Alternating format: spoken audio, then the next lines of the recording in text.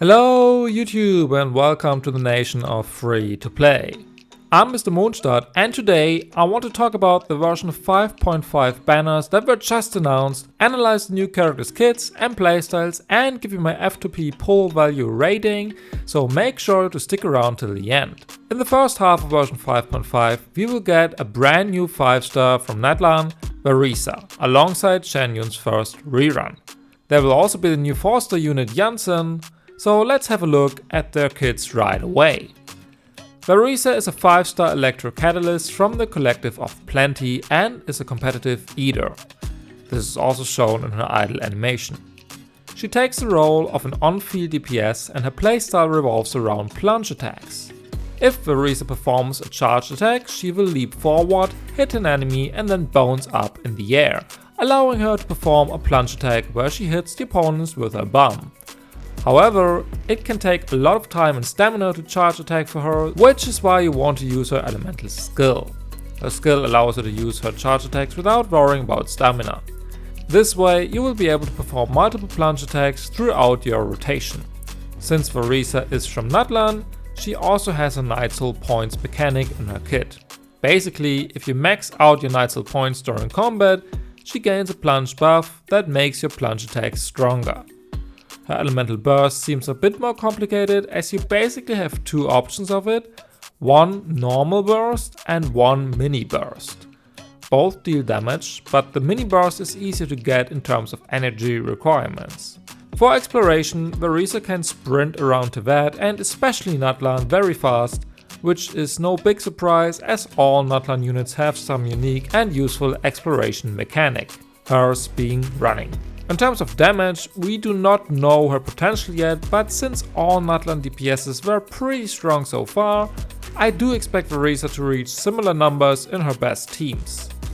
In terms of artifacts, you can of course run her on Obsidian Codex, but Hoyo also announced a new artifact domain for version 5.5, and one set apparently buffs plunge attacks, so I assume this set is meant for VARESA. So much for our cowgirl, but she is not the only new Electro unit from the collective of Plenty. Iansan will finally be released and she is gonna be a polearm user. At first, many players were angry that she is a 4-star, but her kit sounds more than promising and there is a decent chance for her to be part of the meta. Similar to VARESA, Iansan's skill allows her to run around Teyvat super fast, which makes exploring the new map way more fun. Apart from that, her kit is quite different though. While her normal attacks are quite unspectacular, her most important part of her kit is her elemental burst. In her burst, your active character's attack will be buffed based on a couple of factors, the first of which is Iansan's own attack. She has a similar use case to Bennett, but while Bennett's buff scales on his base attack and talent level, Iansan's scales on her overall attack and talent level, which means you want to run her with enough energy recharge and as much attack percent as possible. The recent event weapon from Inazuma sounds very good for her. Depending on her ER requirements, you want to either give her an ER or attack sense, and if you don't care about her personal damage, give her an attack goblet and circlet as well. The second factor is the movement of your active character, and this is a very new mechanic. Since this is new, I cannot give you too many details on it, but long story short, Iansan will buff you the most if you have the max amount of Night Soul points. She will get these from her skill and can restore them depending on how much your active character moves around. So if you think about it, Natlan carries like Kinich, Mawika or probably VARESA will synergize extremely well with Iansan, but also other DPSs like Clorin or Shao could be good. Damage dealers that don't move too much like Navia or charge attack bow users could synergize less with her. For the exact numbers, we will have to wait until her release, but for now just remember, lots of movement, lots of buff. The last factor will be Iansan's constellations, as I assume that they will increase her overall value further, but don't feel forced to pull for those.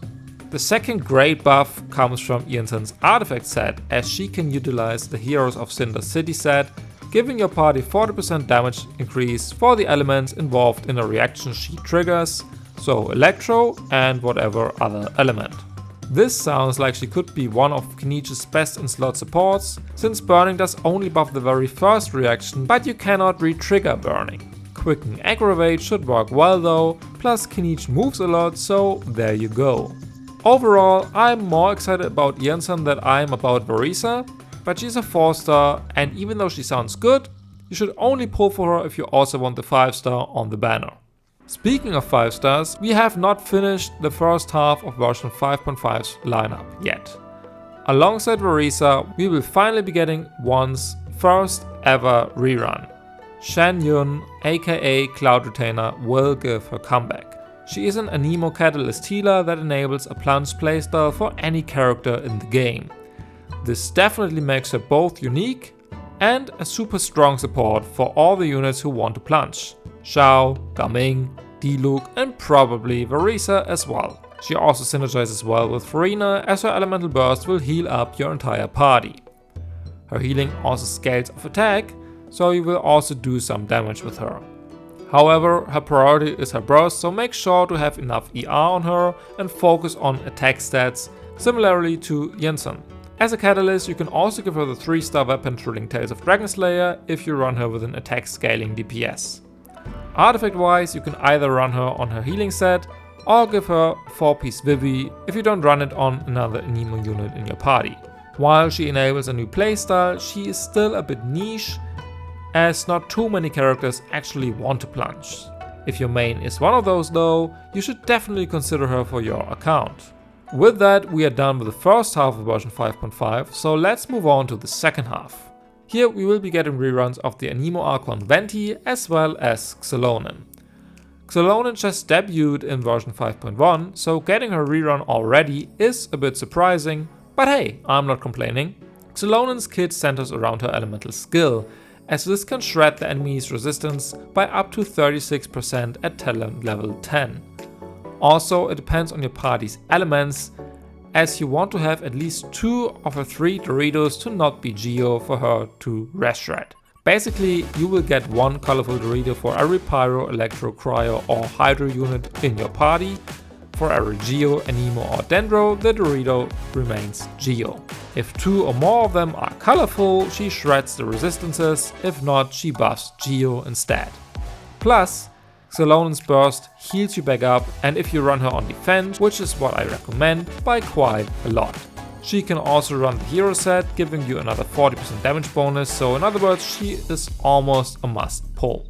She is easy to build, F2P friendly, and will increase your team's damage by a lot. 36% rest shred, plus healing, plus 40% damage bonus. What else do you want from a support? I got my Xilonen on her release and I didn't regret her for a second. She is in all my Abyss teams, whether I play Neuvillette, Arlecchino or Mavuika.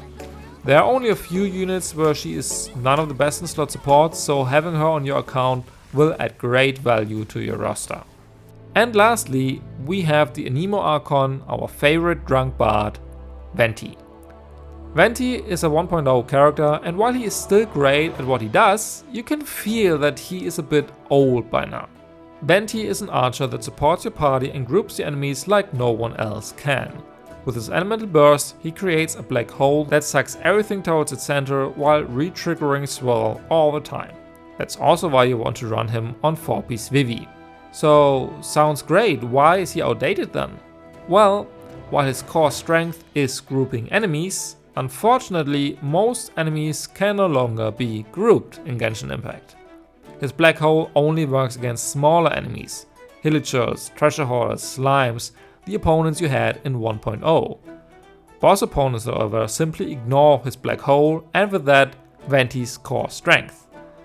This is not his fault of course, but as long as Hoyo does not give us groupable enemies in Abyss, he is kinda useless for endgame content and the meta.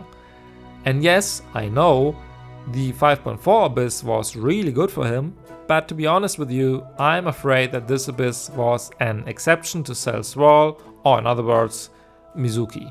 Hypothetically speaking, Venti would be great value if the endgame gave us more opponents like the latest Abyss did, but I would not rely on that. So, I have covered all the characters, which means it is now time for my F2P pull priority list. In the first spot, it is an easy win for Xilonen. Her versatility and F2P friendliness make her one of the most recommended characters in the entire game. So if you don't have her already, you should at least consider getting her. She makes so many teams a lot better and is both easy to build and play. In the second spot we have Xianyun. Her kit enables an entirely new playstyle, and even though not every unit benefits too much from plunging, she is still a pretty good healer/support character to have on your account. In the third spot we have the new Natlan DPS VARESA. We can't tell how good of a carry she is gonna be, but I expect her to be roughly as good as Kinich or Chaska. So more than solid, but probably not as broken as Moika. If you like her game style and design, you could argue for her to be higher on the list as well, but me personally, I value DPSs not quite as high as supports, since they get power crept faster and there will be at least one more damage dealing unit coming to Teyvat before Natlan's patch ends. In the fourth and last spot we have Venti. I already talked about the reasons for that. His kit does not provide too much value right now, but that does not mean that this is not gonna change ever again. However, for now, he adds the least value to your F2P account, so if you're not pulling for his character, I would advise you to skip him. So this pretty much covers it all. What do you think? Are you excited for version 5.5 and who are you gonna pull for? Let me know your plans in the comments down below.